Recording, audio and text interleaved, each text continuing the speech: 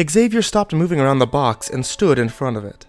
He bent over and pressed his ear against the cold wood, listening for something. He circled his index finger on the box and whispered to himself, "Hello?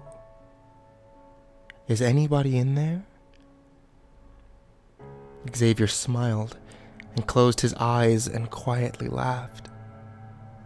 He put his arms on top of the box and rested his head between them, staying still for a few minutes.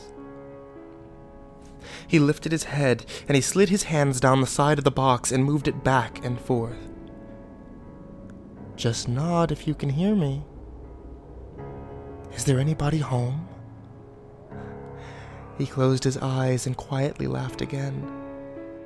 He sighed and something caused him to go into a fit, coughing repeatedly. Xavier walked to the corner of the room where there was various clothing items on the ground and dirty syringes. He jumped and started banging his hands on the counter and paper towel dispensers. Xavier stopped all of a sudden and looked toward the box.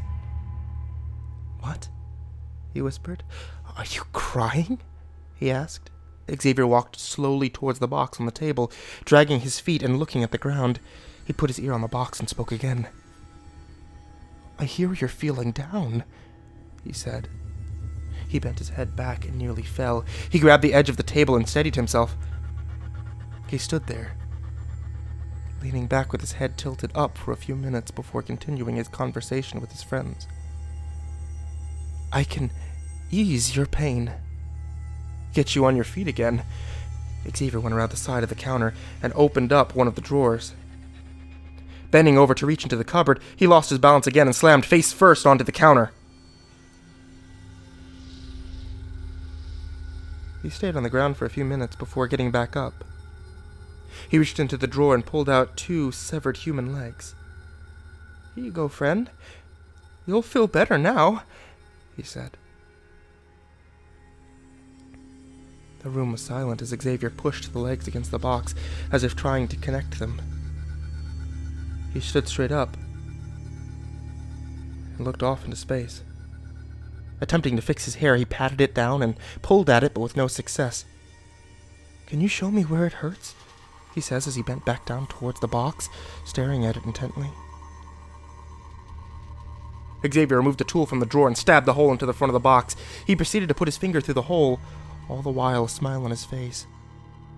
Xavier passed out and woke up 3 hours later, just as the sun was shining through the window of the classroom. As he woke back up, he walked over to the fire extinguisher case. He opened it up and out came a human arm. "Xavier Ham, are you okay?" Judge Emery said, as Xavier began to breathe heavily in his straitjacket. This is a side effect of not having heroin for a couple of days. His body is struggling. He's experiencing withdrawals, Your Honor," Xavier's attorney said. "I blacked out, Your Honor. I was reliving what I did. Thank you for reminding me," Xavier said, a smile on his face. "Give him a glass of water so that we can move on with this," the judge said. The prosecuting lawyer stood up and addressed Xavier. "Mr. Ham, you're being tried for 3 murders. And you say, 'What I did.' It's like you're asking to go to prison. The first murder, Anna Reynolds, whose severed head was found in a wooden art supply box, whose body is still missing. You are saying you did this.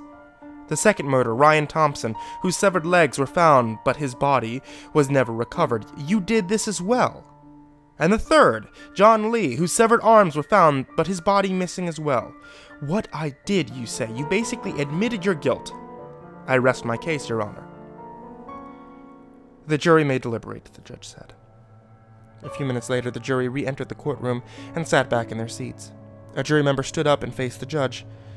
"We, the jury, find the defendant, Xavier Ham, guilty in the murders of Anna Reynolds, Ryan Thompson, and John Lee."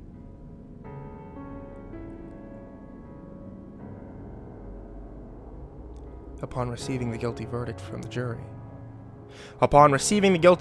jury, I hereby sentence Xavier Ham to death by electric chair," Judge Emery said.